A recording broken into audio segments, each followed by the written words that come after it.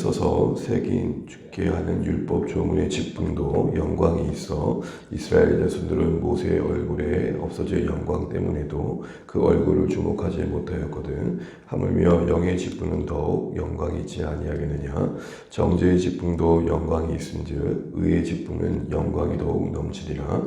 영광되었던 것이 더 큰 영광으로 말미암아 이에 영광될 것이 없으나 없어질 것도 영광으로 말미암았은즉 길이 있을 것은 더욱 영광 가운데 있느니라. 아멘. 네, 나누겠습니다. 고맙습니다. 함께해서 감사합니다. 감사합니다. 하늘 복 많이 받으십시오. 네, 오늘도 고린도후서 말씀을 이제 보게 됩니다. 1절에서 바울이 이런 이야기를 꺼냈었죠. 내가 다시 자천하기를 시작하겠느냐? 우리가 어찌 어떤 사람처럼 추천서를 너희에게 붙이고 너희에게서 받고자 하겠느냐라고 말을 했습니다. 그때 자천이란 말은 내가 이렇게 나의 이야기를 한다는 것이 너희들에게 내 자신을 마치 스스로 추천하는 것처럼 비춰질지 모르겠는데 내가 지금 그 말을 하고자 하는 게 아니지 않느냐라고 말을 하면서 덧붙여 사실 너희가 나에게 추천서를 요구하고 나에게 먹으로 쓴 어떤 종이에 쓴 자격증이 없다는 것 때문에 시비를 걸고 있지만 사실 그 추천서라는 것이 나에게 필요하겠느냐라는 말입니다. 그러면서 나의 추천서, 나의 사도됨, 나의 복음의 일꾼됨에 증거를 굳이 대라고 한다면 너희 아니겠느냐라고 말하면서 성령께서 내 마음에 간절히 바랬던 너희들의 구원을 실제적으로 너희들 신비에 새기셔서 너희가 교회된 것, 그거 외에 나에게 복음의 일꾼됨을 보이라고 한다면 뭐가 있겠느냐라고 말을 하는 것이죠. 그러니까 열매로서 자신의 복음됨을 보이고 있고 그것이 너희들이 요구하는 그 추천서의 본질이겠다라고 말하고 있는 것입니다. 그런 가운데 바울은 이어서 7절부터 우리가 방금 11절의 내용 속에서 자신이 부여받은 복음의 일꾼됨, 6절에서는 그것을 새 언약의 일꾼으로 소개하고 있죠. 새 언약의 일꾼이라 한다면 새 언약이 말하는 바 그 복음의 내용을 전하고 증거하는 일꾼됨을 말합니다. 새 언약이라는 것은 우리가 잘 알고 있는 것처럼 하나님께서 죄인된 우리와의 관계를 그리스도 안에서 회복하신 내용을 말하죠. 십자가의 복음을 말하는 겁니다. 그거를 바울이 증거하는 일꾼됨에 있어서 그 자격은 하나님의 부르심이 있었죠. 바울도 사실은 옛 언약, 율법의 맹종자였고 추종자였고 그것을 전하기 위해 애를 썼고 그것을 부정하는 그리스도인들을 핍박했던 자였습니다. 그런 그가 새 언약을 전하게 된 이유는 그를 자격 있게 하신 하나님의 부르심이었고 성령 안에서 그를 새롭게 하신 은혜였습니다. 바울은 그걸 늘 인식하고 있었죠. 그것이 늘 바울의 마음속에 살아 있었습니다. 그런 바울에게 오늘 지금 추천서를 요구하고 있는 무리들의 누구인가라고 하는 것들을 우리 7절에서 11절 사이에 언급된 내용을 통해 추정해 보게 됩니다. 아마도 그들은 모세의 언약의 추종자였고 율법을 가지고 사람들에게 그 옛 언약인 율법과 그 유대교를 전했던 그 그룹들이었던 것 같습니다. 그런 그들에게 다시 한번 새 언약의 일꾼됨의 그 영광스러움을 말할 수밖에 없었던 것이죠. 그러면서 지금 비교를 하고 있는 겁니다. 7절에 보게 되면 돌에 써서 새긴 죽게 하는 율법의 조문의 직분, 한마디로 말하면 모세의 언약을 이야기하는 것이죠. 모세를 통해 주신 율법을 말하는 겁니다. 그거를 가지고 섬기는 무리들을 말합니다. 그 율법의 직분에 영광이 있다. 그런데 그 영광은 사실 모세의 얼굴에 없어질 영광과 같다. 여러분 출애굽기 34장에 보게 되면은 모세가 하나님과 만나고 두 돌판을 가지고 이스라엘 백성들 앞에 섰을 때에 모세 자신도 인식하지 못했던 것 중에 하나는 얼굴에 광채가 났었죠. 그거를 사람들이 자꾸 보니까 뒤집어 쓴 겁니다. 그 사건을 바울은 지금 어떻게 해석하고 있냐면 그 뒤집어 쓴 것 자체가 오늘 그 모세의 영광 자체가 사실은 영원하지 않기 때문이라는 것이죠. 모세 스스로도 그 영광스러운 모습이 계속 유지되지 않을 거라고 알았다라고 지금 바울은 해석하고 있는 것입니다. 그거에 빗대어서 율법을 전하는 것, 율법을 가르치는 것 참 영광스럽고 소중한 일이지만 그것은 마치 모세의 얼굴에 곧 없어질 그 영광과 같다라고 말하는 겁니다. 그 영광에 한계가 있음을 말하는 것입니다. 그런데 그 모세의 율법과 영의 직분을 비교하면서, 그러니까 복음의 직분을 비교하면서 그것은 더욱 영광이 있지 않겠느냐라고 말을 하고 있는 것입니다. 돌에 새긴 죽게 하는 율법이라는 이 표현이 사실은 율법을 조금 폄하하는 듯 하지만 엄밀히 말하면 지금 율법의 한계를 말하는 겁니다. 조금 추정을 해보자면 당시에는 기독교가 이제 막 생긴 신생 종교였죠. 대세는 유대교였습니다. 그 유대교의 매력을 느꼈던 사람들이 성경에 보게 되면은 경외하는 자들이라는 이름으로 회당에 모여있죠. 이방인이었지만 유대교가 섬기는 하나님의 그런 섬김의 모습들을 아름답게 여겨서 유대교로 개종한 사람들을 말합니다. 그런 사람들이 참 많았던 것이죠. 그런 대세 속에서 이제 막 바울이 전하는 복음으로 세워진 교회는 어떻게 보면 약자였습니다. 역사성을 본다면 유대교가 더 많은 역사를 갖고 있었죠. 그런 측면에서 이 기독교는 그 역사적인 어떤 무게 앞에서 되게 작은 자였던 것입니다. 그러니까 돌아다니는 그 어떤 순회 선교사들이 유대교를 중심으로 그 바울이 전하는 복음을 폄하하고 깎아내렸었던 것입니다. 그런 분위기가 아마 고린도 교회도 들어왔던 것 같고 그 무리들이 추천서를 요구했던 것 같습니다. 그런 상황에서 바울은 지금 그 율법을 전하는 그 사역이 참 소중하지만 복음을 전하는 것에 비하면 아무것도 아니다. 다시 이야기를 하고 있는 것입니다. 그래서 뭘 비교하고 있냐면 내가 전하는 것은 영의 직분이다. 이 말이 무슨 말입니까? 성령께서 함께 하시는 직분이다. 성령께서 이 일을 통해 역사하신다라고 말을 합니다. 그러면서 율법을 전하고 율법에 매여 있는 걸 뭐라고 말합니까? 9절을 볼까요? 9절 함께 읽겠습니다. 정죄의 직분도 영광이 있은즉 의의 직분은 영광이 더욱 넘치리라. 정죄의 직분이 뭘까요? 율법이 갖는 한계죠. 율법 그 자체를 바울이 폄하하는 게 아닙니다. 율법은 우리에게 정죄감을 준다는 겁니다. 정죄감이라는 게 무슨 말입니까? 우리에게 죄 있음을 드러내 주지만 우리의 죄를 해결해 주지는 못한다는 겁니다. 법전을 딱 들이내고 이 법함을 보십시오. 당신이 이 법함 안에 어기지 않은 게 뭐가 있습니까? 라고 말할 때 우리는 부끄럽고 수치스럽고 숨고 싶지만 그 다음이 없는 거죠. 그런데 이 율법의 한계를 지적하면서 내가 지금 전하는 이 복음의 사역, 새 언약의 일꾼됨은 의의 직분이다. 이때 의라는 말은 살리는 직분이다라는 겁니다. 의롭게 하는 직분이라는 겁니다. 율법은 우리의 죄 있음을 드러내지만 복음은 우리의 그 죄를 해결해주는 그런 은혜의 사역이다라고 지금 이야기하고 있는 것입니다. 사람을 죄인으로 만든 직분도 너희가 그렇게 영광스럽게 여긴다면 사람을 새롭게 하고 살리는 직분이 있다면 더 영광스러워야 되는 거 아니냐 이 얘기를 하는 겁니다. 그러면서 결국 바울은 이 이야기를 합니다. 10절 읽겠습니다. 영광되었던 것이 더 큰 영광으로 말미암아 이에 영광될 것이 없으나. 지금 우리가 내내 읽으면서 영광이란 말이 참 많이 나옵니다. 영광이란 말을 하나님께 대해서 쓸 때는 두 가지 개념을 갖습니다. 하나님이 그 자신을 나타내신 현장, 하나님이 그 자신을 나타내신 계시 그 자체를 영광이라고 합니다. 그 하나님의 흔적을 영광이라고 말합니다. 또한 그것을 하나님께 쓸 때는 그 하나님의 하나님이심을 예배하고 찬양하고 높여드릴 때 쓰는 단어가 영광입니다. 근데 이 영광을 사람에게 대해서 쓰게 되면 이때의 이 영광은 명예롭게 하다, 존귀하게 하다, 귀하게 여기다 이렇게 띄워진 것이죠. 지금 바울은 지금 후자의 의미로 쓰는 겁니다. 새 언약의 일꾼으로서 우리가 우리 자신을 되게 어떻게 여기고 있느냐를 지금 묻고 있는 것이죠. 당시 고린도 교회 성도들에게 바울은 자신의 복음의 일꾼됨을 말하면서 자신뿐만 아니라 복음을 위해 살도록 부름받은 오늘 우리에게도 도전하는 겁니다. 오늘 예수님을 위해 부름받은 복음의 일꾼된 우리의 신자된 삶에게 어떤 것이 더 소중합니까? 라고 묻고 있는 게 사실 오늘 본문인 것이죠. 여러분, 오늘날 우리가 이 세상을 살아가면서 그 자체를 부정할 수는 없겠죠. 필요한 거니까요. 예를 들어서 어떤 회사에 취업을 했어요. 근데 그 회사가 참 사람들이 봐도 대단하게 여기는 회사예요. 그럼 우린 다 참 귀하다, 잘했다 라고 칭찬을 한단 말입니다. 영광인 거죠. 근데 그 영광된 것이 더 큰 영광 앞에서는 영광이 될 수 없는 거죠. 여러분, 우리가 세상을 살아가면서 필요하기 때문에 구하고 찾고 바라는 것이 있습니다. 영광입니다. 그걸 이루면 잘했다고 칭찬합니다. 그런데 오늘 바울은 뭘 말하냐면 그렇게 영광이라고 말하는 것들, 마치 빛나는 빛에 비추하면 촛불과 같이 빛나는 것들이 있을 때에 그 빛이 강렬한 태양빛 앞에서 빛이 되겠느냐? 지금 이야기를 하고 있는 것입니다.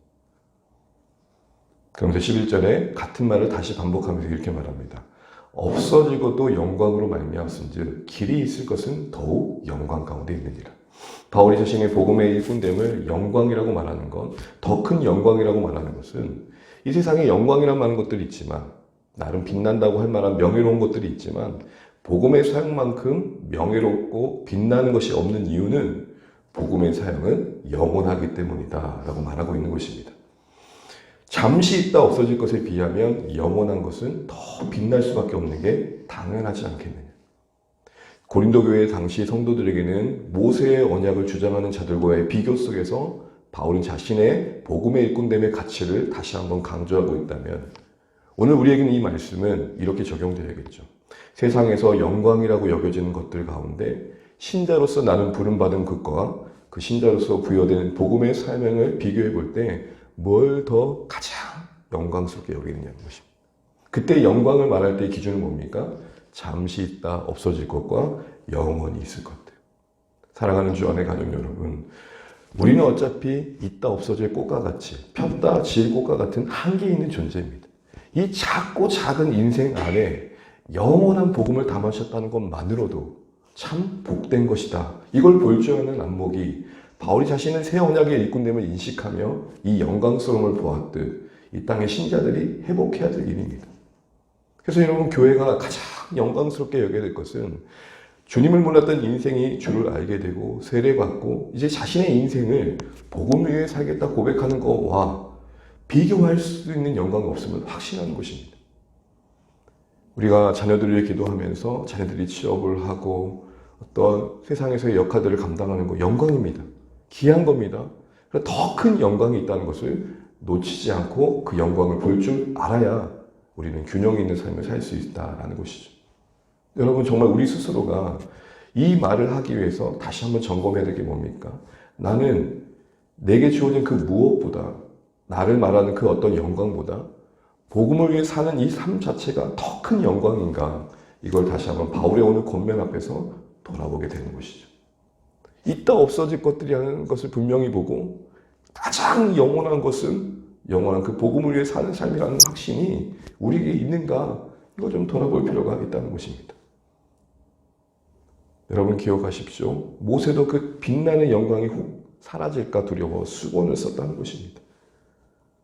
그러나 복음을 위해 사는 삶은 영원하다라고 말합니다. 우리 모두 이 새벽에 다시 한번 우리를 말할 수 있는 이 세상의 것들은 참 다르고 영광이 천차만별이죠. 어느 영광 앞에 서면 내 영광은 명함도 못 내밀죠. 그러나 우리 스스로가 우리 마음을 붙들어야 될 것은 무엇입니까? 그 영광이라고 말하는 것들 속에서 비교할 수 없는 더 큰 영광을 우리 가운데 부어주신 하나님의 은혜, 복음의 일꾼됨의 이 사명이 그렇게 여겨질 수 있어야 하겠다는 것입니다. 우리 스스로 이런 영광에 대한 확신이 없으면 세상의 영광 앞에 주눅들 수밖에 없겠죠. 나름 빛나는 것들 앞에서 우리는 할 말을 잃겠죠. 그러나 여러분, 우리에게 세상이 말하는 그 영광이 없다 할지라도 비교할 수 없는 더 큰 영광을 그리스도 예수 안에서 우리 안에 담아내셨다는 사실. 그것을 뒤에 바울은 뭐라고 말합니까? 질그릇 된 내 인생에 담긴 보배로. 이것을 볼 때에 우리가 세상의 영광, 그 없어질 것을 취하지 않고 더 큰 영광을 따라 소망 있는 삶을 살 수 있을 것입니다. 그래서 바울은 12절에 이렇게 말합니다. 우리 읽지 않았지만 내일 볼 말씀이지만 우리 12절 말씀 읽고 마치겠습니다. 시작. 우리가 이 같은 소망이 있으므로 담대히 말하노니. 언제 담대해질까요? 언제 세상을 향하여서 우리가 주눅들지 않을까요? 당신들이 말하는 그 영광보다 더 큰 영광이 있다. 이 땅에서 있다 사라질 것들에 목숨 베는 우리 인생들에게 그것과 비교할 수 있는 영원한 것이 있다. 이걸 보여주고 말하고자 하는 그 소망이 분명할 때에 용기가 생긴다라고 말합니다. 세상은 우리를 향해 이런저런 말을 할 수 있습니다. 그러나 신자된 우리 자신은 그들이 말하는 영광은 영광도 아니다라는 확신이 있어야 될 것입니다. 촛불 앞에서 태양의 강렬한 빛이 비춰질 때에 이 촛불은 빛도 아닌 것이죠. 기도하게 됩니다. 사실은 저 자신에게 말하게 됩니다. 목회자들끼리 만나면 자기들의 영광을 말합니다. 저 S대 나왔습니다. 저기 유럽합니다. 네. 전 저기 네덜란드 화란에서 공부하고 왔습니다. 저는 명함도 뭔데 영광이 없는. 근데 여러분, 가장 큰 영광이 뭡니까? 그 영광이 아니란 말이 아닙니다. 바울도 말하지 않습니까? 그거 영광이다. 그런데 더 큰 영광. 죄인된 내 인생 가운데 한낱 꿈꾼다는 게 하룻밤 별과 같은 달빛 같은 그 꿈밖에 꿀 수 없었던 내 인생 위에 영원한 궁창에 빛나는 영원한 별과 같은 인생 될 수 있는 길을 보여주신 복음 앞에 우리는 얼마나 감사하고 있고 그것이 은혜로 여겨지고 있는가를 돌아보게 됩니다. 별거 아닌 내 인생에 위대하신 하나님이 함께 하신다는 이 인생의 이야기의 소중함과 아무것도 아닌 내 인생 위에 영원한 복음을 위해 섬길 수 있는 생명을 주셨다는 것과 그 다른 것들과 비교해 볼 때 더 이상 비교할 것이 없는 우리의 매일의 삶이 되시기를 주님의 이름으로 축복합니다. 이것이 소망이 될 때 흔들리지 않는 담대함으로 우리는 우리의 오늘의 삶들을 감당할 수 있을 것입니다. 바라고 원하는 바 우리 모두의 눈을 열어 영광이라고 말하는 것들 가운데 비교할 수 없는 더 큰 영광이 있음을 복음 안에서 발견하고 그 복음이 우리에게 주어짐과 복음을 위해 살아갈 수 있는 생명이 그래도 오늘 하루 더해진다는 사실 앞에서 기뻐하고 감사하고 그 은혜가 오늘도 누군가를 위해 헌신하는 방향으로 흔들리지 않은 중심을 가지고 섬김의 걸음을 뚜벅뚜벅 걷는 오늘의 여정으로 우리를 이끌어 주시기를 주님의 이름으로 축복합니다. 찬양하겠습니다. 찬양 다시 하실 때 우리 331장 영광의 하나님을 섬길 수 있는 은혜 주셨는데 우리 찬양 다시 하고 있습니다. 331장입니다.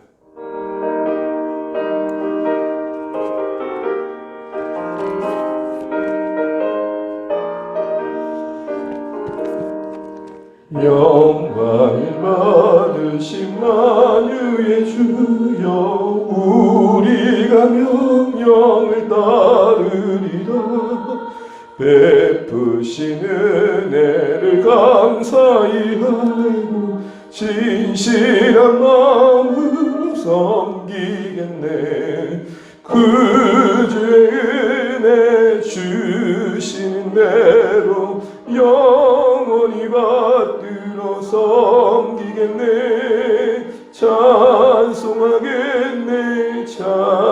찬송하겠네 생명을 주시는 그 주로다 그 주를 높이고 잘 공경하여 온유한 마음으로 섬기리라 주 예수 안에서 즐거워하며 충성을 다하여 섬기겠네 그 주의 은혜 주신 대로 영원히 받들어 섬기겠네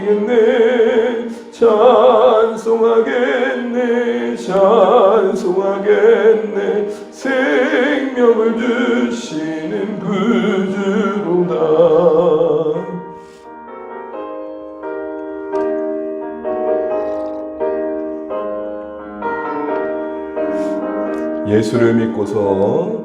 예수를 믿고서 늘 사랑하여 참 기쁜 마음으로 섬기리다 온 마음을 드리고 늘 순종하며 그 주를 영원히 섬기겠네 구주의 은혜 주시는 대로 영원히 받들어 섬기겠네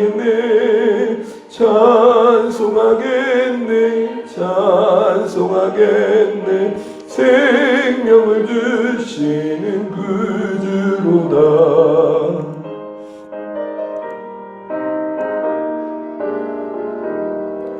오늘 우리 주신 말씀 붙들고 기도하겠습니다.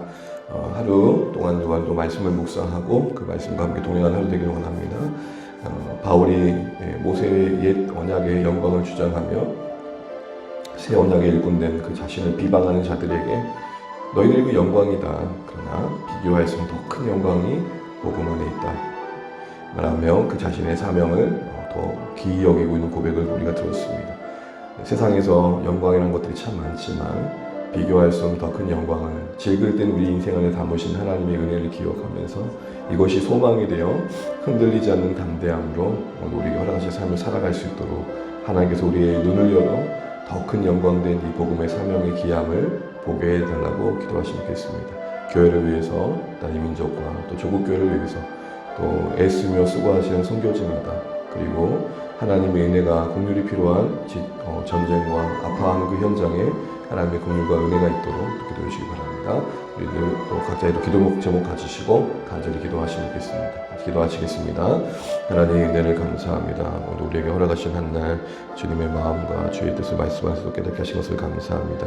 아버지 하나님, 오늘 바울이 어떤 영광보다 비교할 수 없는 더 큰 영광이 있음을 우리에게 말하며 하나님 아버지, 우리의 눈을 열어서 우리의 새 언약의 일꾼됨에 이 부르심이 귀하게 여겨지길 소원합니다. 하나님, 세상에도 말하는 영광이 있습니다.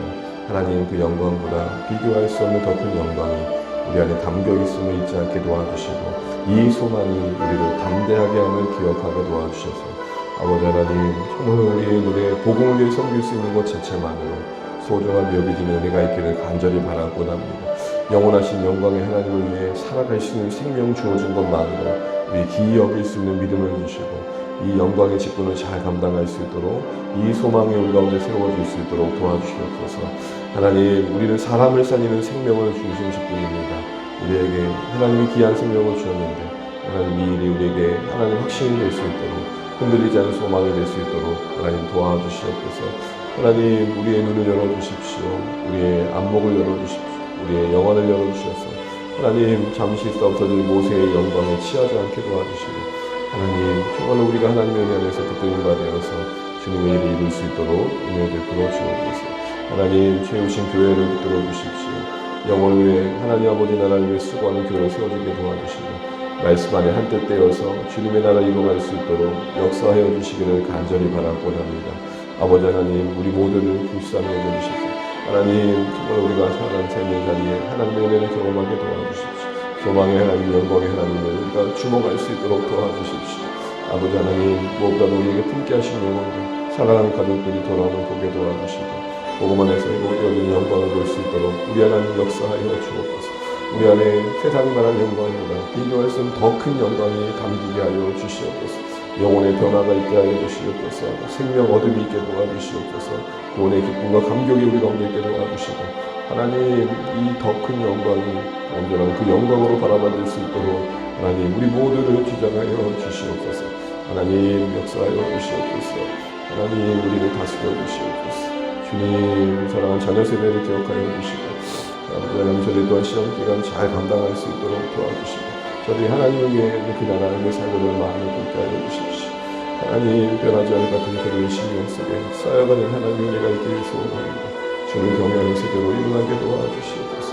하나님, 저들을 위해 수고하며 쓰는 눈물을 떼지 않게 도와주십시오. 아버지 하나님, 나라의 민족을 불쌍히 여겨주시고 땅 위에 세우신 지도자들을 불쌍히 여겨주시고 하나님의 경외하는 일들이 일어나게 도와주십시오. 온 세상의 역사의 주관자 되신 하나님, 땅을 살펴주시옵소서. 하나님, 도와주시옵소서. 선교지와 하나님 은혜와 긍휼이 필요한 곳에 주의 손길이 닿게 하여 주옵소서. 하나님, 인간의 욕망으로 상처 입은 이 땅에 하나님 자비가 임하게 도와주시옵소서. 하나님, 고통받고 있는 곳에 주의 은혜가 있게 하여 주옵소서. 주님, 이 땅에 하나님의 은혜와 평강이 임하게 하여 주옵소서. 주님, 도와주시옵소서. 우리 모두를 불쌍히 여겨주시옵소서. 우리의 약함과 연약함을 불쌍히 여겨주시옵소서. 주님, 은혜를 베풀어 주시옵소서.